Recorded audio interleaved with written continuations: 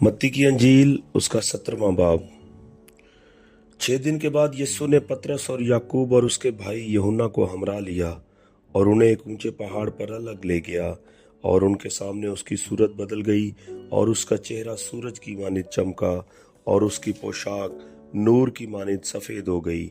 और देखो, मूसा और एलिया उसके साथ बातें करते हुए उन्हें दिखाई दिए। पतरस ने यीशु से कहा, ऐ खुदावंद, हमारा यहाँ रहना अच्छा है।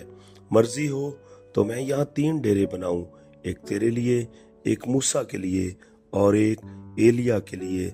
वो ये कह ही रहा था कि देखो, एक नूरानी बादल ने उन पर साया कर लिया और उस बादल में से आवाज आई कि ये मेरा प्यारा बेटा है जिससे मैं खुश हूं, इसकी सुनो।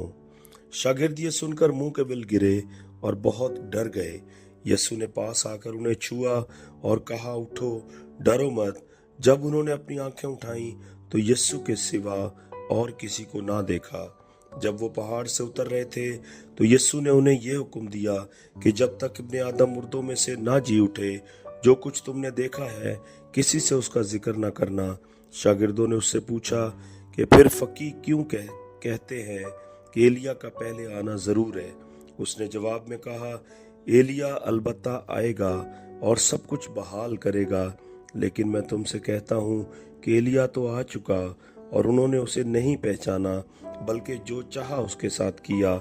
इसी तरह इब्ने आदम भी उनके हाथ से दुख उठाएगा।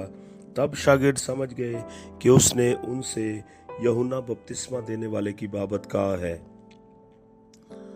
और जब वो भीड़ के पास पहुंचे तो एक आदमी उसके पास आया और उसके आगे घुटने टेक कर कहने लगा, ऐ खुदावन, मेरे बेटे पर रहम कर, क्योंकि उसको मिर्गी आती है और वो बहुत दुख उठाता है, इसलिए कि अक्सर आग और पानी में गिर पड़ता है। और मैं उसको तेरे शागिर्दों के पास लाया था, मगर वो उसे अच्छा न कर सके। यीशु ने जवाब में कहा, ऐ बेतकाद और कजरू नस्ल, मैं कब तक तुम्हारे साथ रहूंगा, कब तक तुम्हारी बर्दाश्त करूंगा? उसे यहाँ मेरे पास ले आओ। यीशु ने उसे झिड़का और बदबू उससे निकल गई और वो लड़का उसी घड़ी अच्छा हो गया। तब शागिर्दों ने यीशु के पास आकर खिलवत में कहा, हम इसको क्यों ना निकाल सके?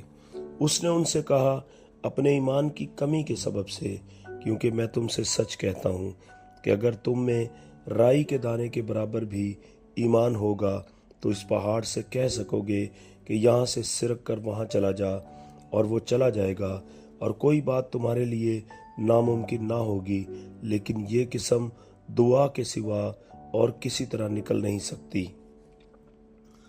और जब वो गलील में ठहरे हुए थे, यीशु ने उनसे कहा, इब्ने आदम आदमियों के हवाला किया जाएगा और वो उसे कत्ल करेंगे और वो तीसरे दिन जिंदा किया जाएगा। इस पर वो बहुत ही गमगीन हुए। और जब कुफरे नहूम में आए तो नीम मस्काल लेने वालों ने पतरस के पास आकर कहा, क्या तुम्हारा उस्ताद नीम मस्काल नहीं देता? उसने कहा, हाँ देता है। और जब वो घर में आया तो यीशु ने उसके बोलने से पहले ही कहा, ऐ शमून, तू क्या समझता है? दुनिया के बादशाह किन से महसूल या जजिया लेते हैं, अपने बेटों से या गैरों से? जब उसने कहा गैरों से, तो यीशु ने उससे कहा, बस बेटे बरी हुए, लेकिन मुबादा हम उनके लिए ठोकर का बायस हों। तू झील पर जाकर बंसी डाल और जो मछली पहले निकले उसे ले, और जब तू उसका मुंह खोलेगा तो एक मस्काल पाएगा, वो लेकर मेरे और अपने लिए उन्हें दे।